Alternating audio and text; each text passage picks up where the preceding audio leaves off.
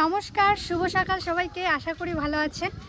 এখন বাজছে সকাল 10টা। তো এখন থেকেই ভিডিওটা স্টার্ট করলাম। আর আমাদের এখানে ওয়েদার তো খুবই ভালো বলতে সেই ওয়েদার।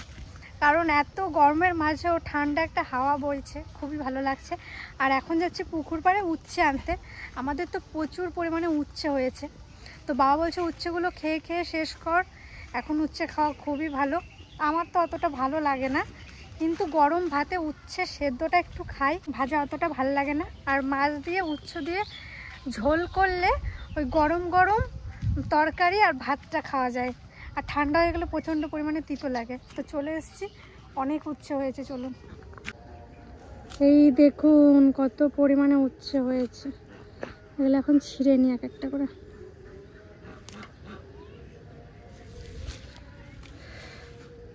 তাহলে তুলে নিয়ে এগুলো সব এক ঝুড়ি উচ্ছে হয়েছে। দেখুন আগের একদিন তোলা হয়েছে, আবার আজকে তুললাম, পুরো এক ঝুড়ি হয়েছে।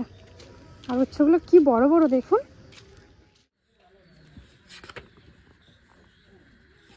এই ছবিগুলো কেমন লাগছে অবশ্যই জানাবেন। এগুলো আমার ভাই এঁকেছে।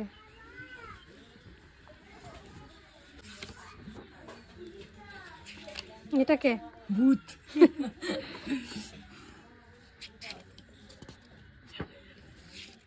আজকে এই কাকু কাকিমা আমাদের বাড়িতে এসছে দেখা করতে।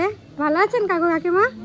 খুব ভালো আছি। তোমার ব্লগ দেখি, তোমার বাবার ব্লগ দেখি, ভীষণ ভীষণ তোমার জেঠুর ব্লগ দেখি, খুব খুব ভালো লাগে। তাই অত দূর থেকেও এত শরীরে কষ্ট নিয়েও তোমাদের বাড়ি খুঁজে খুঁজে আমি চলে এসেছি। খুব ভালো মানুষ, খুব ভালো মানুষ, খুব ভালো লাগে আমাদের। তোমাদের পরিবার ভীষণ ভালো পরিবার।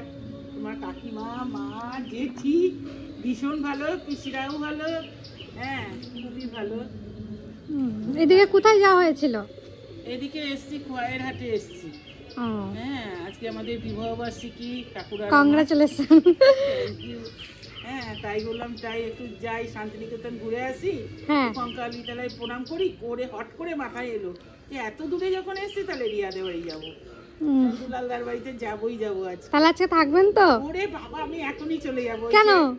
টোটো কাকুকে দাঁড় করিয়ে নিয়ে এসছি, ওনারও খুব ভালো লেগে গেছে দেখেই মনে হচ্ছে।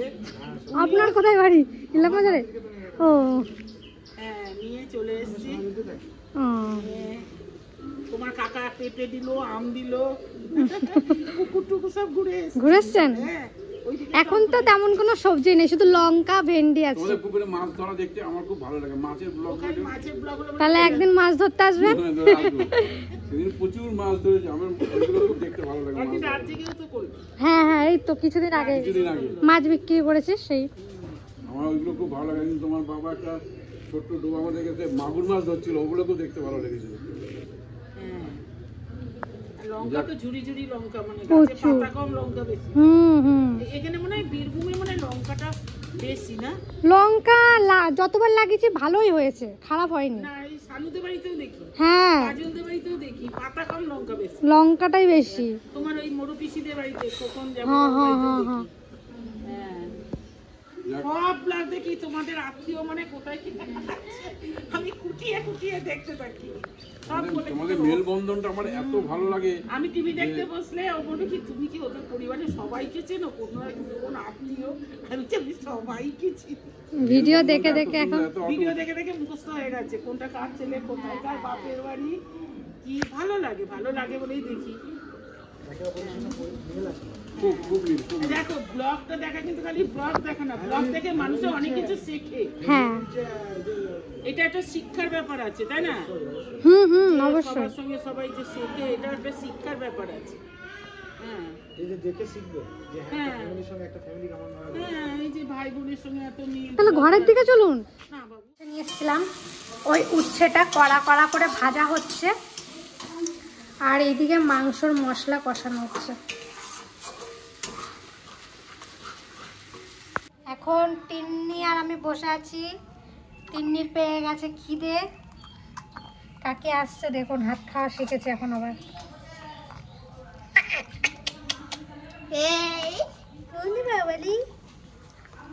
আজকে ভেবেছিলাম সকাল থেকে একটু ঠান্ডা ছিল, মেঘলা মেঘলা ছিল, এখন এত পরিমাণে রোদ দিয়েছে। ওইদিকে দেখুন কি পরিমাণে রোদ দিয়েছে। আর আমাদের আর আমাদের ঘরে কালকের থেকে কারেন্ট নেই।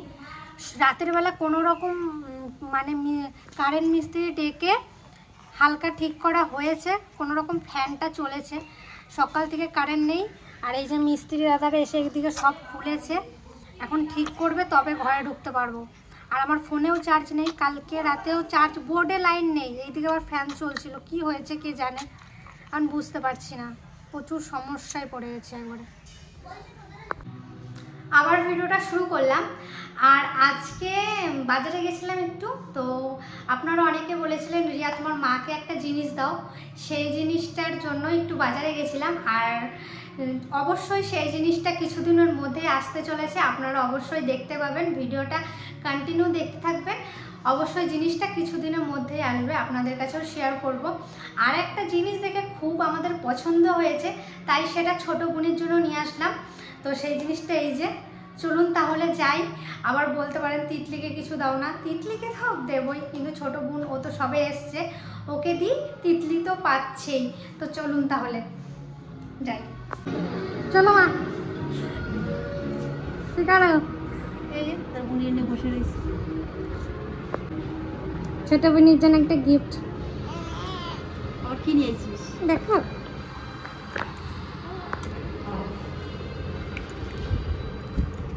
হবে না দরজাটা কি টিন্ডা?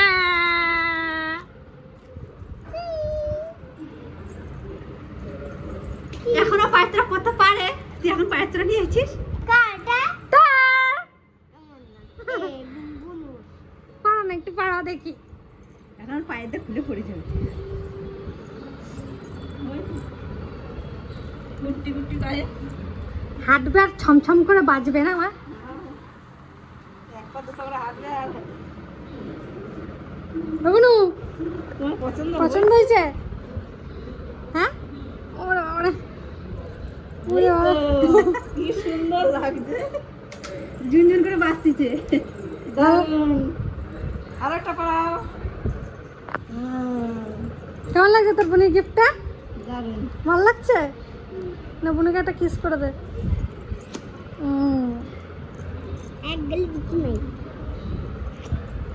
ওই বাবারে, এই গেল। দেখুন আমার বোনের পাটা কি সুন্দর লাগছে, এই যে হেভি লাগছে না আমার পা দুটো? দারুণ, হাঁটলে পাড়া বেশি ভালো লাগবে। কবে যে হাঁটবে পেন্ডোটা? হাঁটবো হাঁটবো, ঠিক সময় হলে হাঁটবো না। ভালো লাগছে কাকি? হ্যাঁ, এই সুন্দর হয়েছে। ভালো লাগছে? হ্যাঁ, এটা নিয়ে আসলাম। কিন্তু ইয়েগুলো ভাবছি আমি নিয়ে আসবো, সেটি কি বলে, ওইগুলো মল, রিং মল। রিং মল ভালো। এগুলো তাও বড় হলেও করতে পারবে। হ্যাঁ। হ্যাঁ, এগুলো বড় হলে করতে পারবে, অনেকটা বড়। একটু বড়ই নিয়ে আইছি, একটা ছিল আর আরো ছোট, হুম, ওইটা নিয়ে আসি নাই। সেই তো হাটটার সময় তো পড়বে, তাইলে একটু বড়টা নিয়ে আসাই ভালো। এখন তো আর হাঁটতেও পারবে না। হ্যাঁ, আমার পছন্দ হয়েছে। হ্যাঁ, খুব পছন্দ হয়েছে না? আরে আরে, লজ্জাবতী আমাদের। আমি দিতে সবাইকে দাঁড়াও। আর আজকের ভিডিওটা এই অবধি রাখলাম। আর আজকে একটা বড় দুর্ঘটনার হাত থেকে বেঁচেছি। মানে বাজারে গেছি, সেই মুহূর্তে হঠাৎ করে মানে বাড়ি থেকে ফোন আসছে। এবার আমি হয়েছে তিতলি, হয়তো তিতলি আমার বান্ধবী ভাই, ওরা ফোন করে। আর ওরা প্রায় এরকম, আমি বাজারে গেলে ফোন করে নিয়ে, আমি বলছি মনে হয় মজা করছে আমার সাথে, ফোন করছে। আমি ফোন দুবার তুলিনি, 3 বারের বেলায় তুলেছি। নিয়ে আমি বলছি হ্যাঁ কী হয়েছে বল। বলছে টোগর নাক মুখ থেকে রক্ত বেরোচ্ছে। আমি ভেবেছিলাম আমাকে মনে হয় ভয় দেখাচ্ছে, মাঝে মাঝে ওরা এরকম ভয় দেখায় টোগোকে নিয়ে, কারণ জানে আমি টোগোকে এত ভালোবাসি, ওকে নিয়ে আমাকে ভয় দেখায়। আমি প্রথমে ভেবেছি আমাকে মনে হয় মিথ্যা কথা বলছে। খানিকক্ষণ পর আবার ফোন করেছে আমার ভাই, সেটা মানে ভাই বলছে কি টোগোর মুখ থেকে রক্ত বেরোচ্ছে। তখন মানে একটু কেমন লাগলো, আমি সবাই তো এক কথা বলবে না। আমি সেই বাজার থেকে দৌড়িয়ে বাড়িতে এসেছি, আমি মানে মাথা ঠিক নেই। বাড়ি থেকে এসে দেখছি টোগোর নাক থেকে রক্ত বেরোচ্ছে। আমার সত্যি কথা বলতে মানে মাথা কাজ করছিল না। সঙ্গে সঙ্গে পশুর ডাক্তারের কাছে গেলাম। ডাক্তারে বলছে টোগোর সেই উকুনগুলো হয় যেগুলো, ওগুলোর জন্য নাকি এটা হয়েছে। আর তার জন্য কিছু ওষুধ লিখে দিয়েছে, আর জ্বর মাপার জন্য একটা থার্মোমিটার কিনতে বলেছে। সেটা আমার বাড়িতে আনা নেই, তো ভাই গেছে বোলপুরে, একটু আগে গেল। আর ওই ওষুধগুলো এখানে পাওয়া যাবে না বলছে, তো বোলপুরে গেছে ভাই আনতে। এখন টোগো ভালো আছে, এই যে আমার কাছে একবারে এসি চালিয়েছি, সত্যি কথা বলতে। এই যে ও এখন এই দেখুন শুয়ে আছে, মানে খুবই শরীর খারাপ হয়ে গেছিলো, এখন ভালো আছে, তাই ভিডিওটা করলাম। ঠাকুরের কাছে প্রে করবেন আমার টোগো যেন ভালো হয়ে যায়, খুব মানে কি বলবো। আর এই ভিডিওটা এখানেই শেষ করছি, দেখা হচ্ছে অন্য কোনো একটা ভিডিও। টাটা, ভালো থাকবেন, সুস্থ থাকবেন।